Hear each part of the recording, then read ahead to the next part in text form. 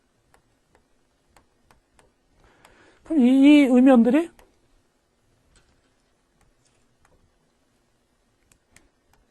다른 양이온에 의해서 응집이 되거나 될 수가 있겠죠. 그래서 이 주위에 고분자 물질을 반응을 시키는데,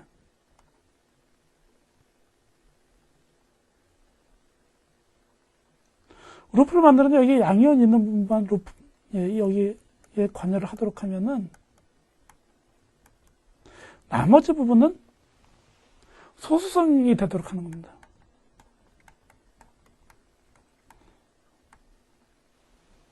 나머지 부분은.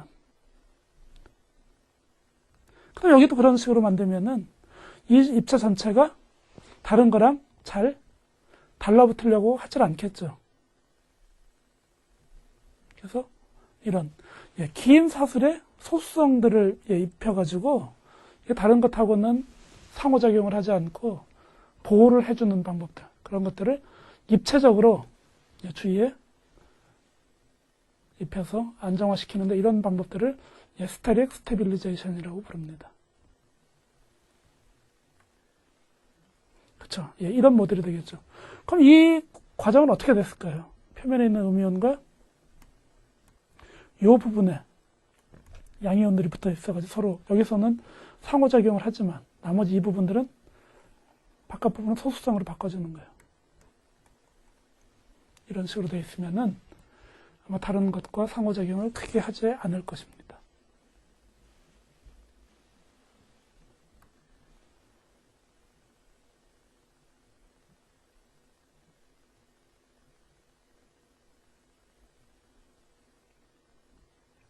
그럼 물 지뢰 안에서 고분자가 어떻게 고체 표면에 흡착이 될까요? 가장 중요한 것은 지뢰의 음이온이 있고 고분자의 양이온이 있는데 두 개가 어떻게 반응을 할까요? 첫 번째, 여러분들이 생각하실 것은 지뢰의 농도가 굉장히 낮죠. 섬유도 조금 들어있고 첨가제도 조금 들어있고. 그냥 두면은 반응을 할 수 있을까요? 두 개가 가서 충돌을 할 확률들이 적어지게 됩니다. 그럼 두 개가 충돌을 하도록 유도를 하려면 강한 믹싱을 해가지고 확률적으로 충돌할 수 있도록 유도를 해야 됩니다. 어떠한 방법을 써서건 둘이 충돌을 하게 되면, 아니면 두 개 사이에 인력이 작용할 만큼 충분히 가까운 거리에 오면은 그때부터는 둘이 서로 관심을 보이겠죠. 그래서 그때 정전기적인 일렉트릭 더블 레이어의 어떤 그런 성질이나 수소결합이나 아니면 반데르발스의 힘이 작용을 해가지고 두 개 사이에 인력이 작용하는 경우 흡착이 일어나게 되는 겁니다.